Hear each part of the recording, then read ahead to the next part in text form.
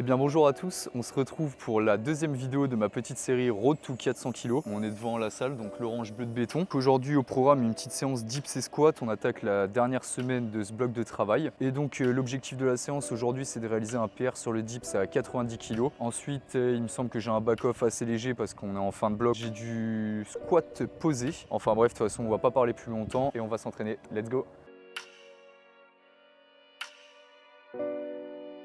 Ça va mon frérot? Ça va, tu vas bien? Bah nickel, ça va? Ça va, toi? La forme. C'est parti, les échauffements ils ont déjà été faits. Il y a les deux gars derrière là, ils sont en train de s'échauffer aussi pour leur petite séance pool. Des athlètes hybrides comme on aime.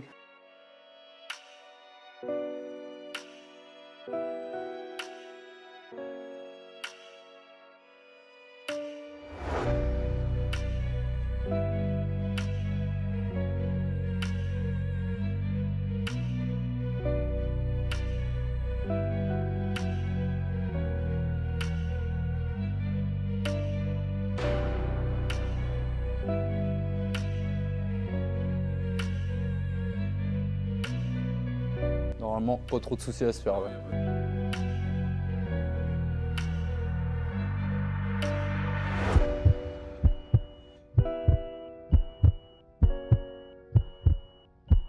Et pousse!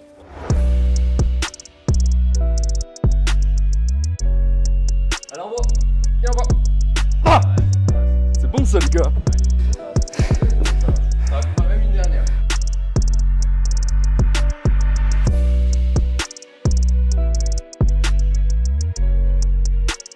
Allez, t'en vas, au moins 3. Allez. Au moins 4.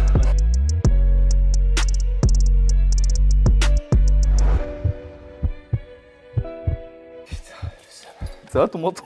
Non, là, ça va. En vrai, non, ça va, en vrai. Je l'ai pas trop cogné. Je suis sûr à 1000% qu'au replay on entend le boom. Hein. Ça, au moins, t'es certain qu'elle est validée. Ah bah là c'est clair.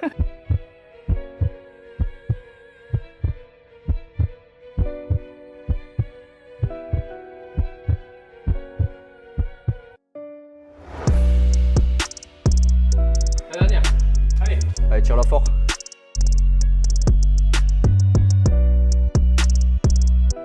Ils se tirent la bourre les deux là. Bon petit débrief du top 7 à 90, ça s'est vraiment pas mal passé. On est aux alentours des RPE 7-8. Donc là on va passer au back-off, j'ai un 3x3 à 70 kg. Allez je vous emmène. Petit tips du jour, si vous vous entraînez avec votre copine, n'oubliez pas de lui acheter un livre. Comme ça, comme vos séances durent toujours plus longtemps parce que vous êtes street lifter, et bah elle aura de quoi s'occuper en attendant.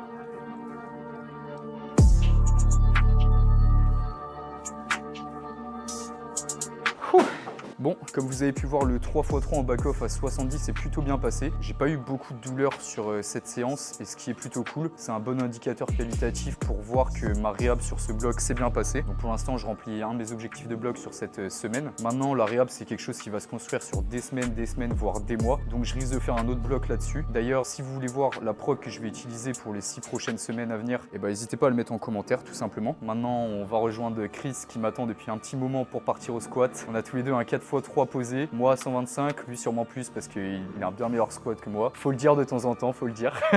C'est parti, let's go.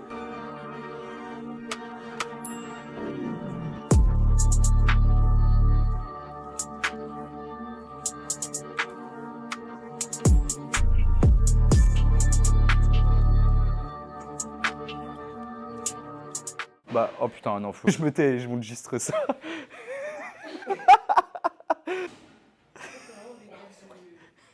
TRPE combien là? 20 000. Bon, pour éviter du coup de faire comme Chris et de beaucoup galérer à mettre ses genouillères, deux petits conseils. Déjà, sélectionnez bien votre taille à chaque fois sur les sites. N'hésitez pas à prendre les mesures parce que c'est un achat. Généralement, les genouillères, ça coûte relativement cher. Ne vous trompez pas. De toute façon, en compétition, vous devez être capable de pouvoir les mettre tout seul. Donc là, Chris, on voit derrière, il a réussi. Mais il aurait perdu de la force avant son squat en tout cas. Et Lino, trainer sur Insta, je vais mettre son Insta dans la description, il avait mis un réel comme quoi il y a une astuce où tu mets soit des chaussettes hautes qui vont t'aider à glisser plus facilement, surtout si vous êtes comme Chris et moi poilus des jambes, ou bien vous mettez un bout de tissu entre la genouillère et votre jambe pour l'aider à glisser plus facilement. Donc n'hésitez pas à aller check ça. Et puis là, on se retrouve pour la dernière montée en gamme.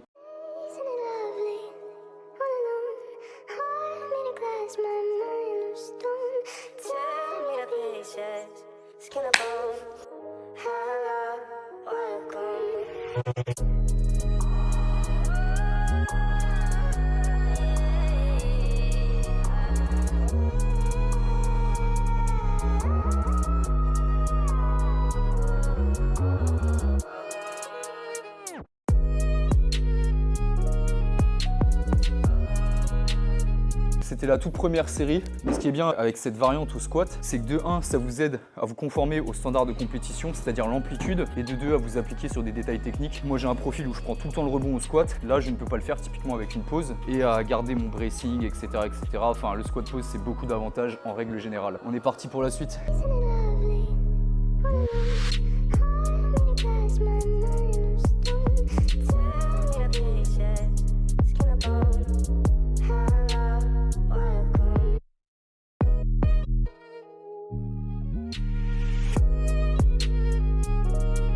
Allez Chris, boum.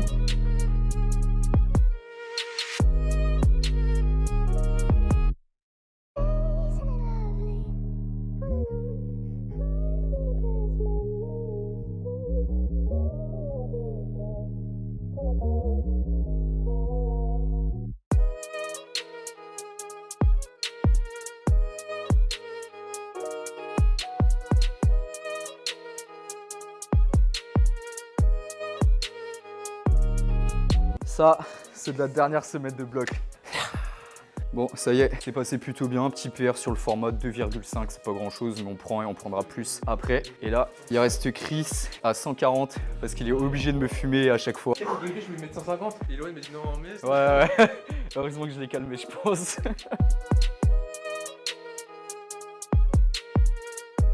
1, 2, 3, boum.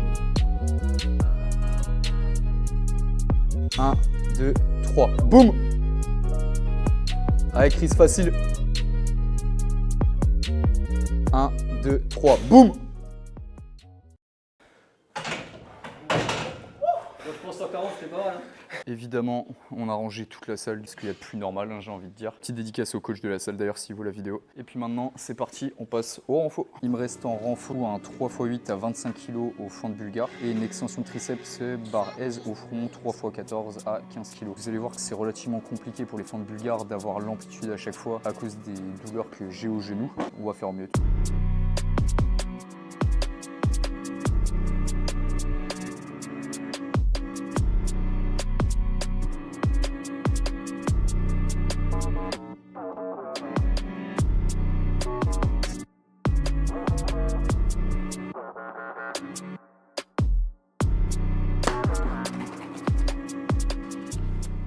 Bon et bien comme sur la précédente vidéo, on se retrouve chez moi dans mon QG. Donc je me suis fait un petit post-workout à base de collagène et créatine. Donc ce qui se passe, c'est que là c'est ma dernière semaine de bloc. Je vous ai emmené avec moi sur ma première séance où j'avais un gros PR à faire au dips. Et je vais avoir plusieurs PR sur la semaine, que ce soit au muscle up, aux tractions ou au squat. Donc je vous invite tout de suite à me suivre sur Instagram pour aller voir les PR que j'aurai réalisés sur cette semaine. Donc je me suis entraîné avec mes frérots Chris et Josué. C'est des gens avec qui je m'entraîne très fréquemment à l'Orange Bleu. Et ce que j'adore avec ces deux gars-là, et avec Hugo aussi qu'on n'a pas vu aujourd'hui, on est obligé de se pousser vers ses limites avec eux. Alors forcément, comme j'ai une prog et que j'aime bien respecter ma prog, et bah c'est dur de tout le temps aller faire des PR et de les suivre tout simplement dans leurs séances. Mais en tout cas, on arrive quand même plutôt à se rejoindre, comme vous avez vu avec Chris, il y a des séances qui sont très similaires. Eux, c'est plutôt des athlètes hybrides qui ont inclus du street lifting dans leur programmation, et ça leur convient comme ça, et l'important c'est de se faire plaisir de toute façon à la salle. En tout cas, ce qui est bien, c'est que j'ai réussi à rétablir à peu près mon pec. Alors va falloir encore que je travaille dessus et que j'inclue pas mal de tempo dans mes programmations. D'ailleurs, si vous voulez que je vous montre ma programmation, n'hésitez pas à le dire en commentaire parce que là je vais avoir 5 semaines de bloc après ce déload. Et d'ailleurs, comme la semaine prochaine, c'est-à-dire quand vous allez voir la vidéo, je vais être en déload, j'aurai pas beaucoup de contenu à vous montrer pour cette série. Alors ce que je vous propose, c'est d'écrire des questions en commentaire sur YouTube. Je poserai aussi la même question en sticker sur Instagram et tout simplement je répondrai à vos questions après une petite séance de déload. Sur ce, eh bien comme d'habitude, j'espère que le format de vidéo vous aura plu. Si vous avez des recommandations, des questions et j'en passe, n'hésitez pas à l'écrire dans l'espace commentaire, c'est fait pour ça. N'hésitez pas non plus à liker et partager la vidéo, que ce soit sur YouTube et sur vos réseaux sociaux. Sur ce, moi je vous dis à une prochaine, merci de votre fidélité et ciao. Différentes pétards donc différentes symphonies.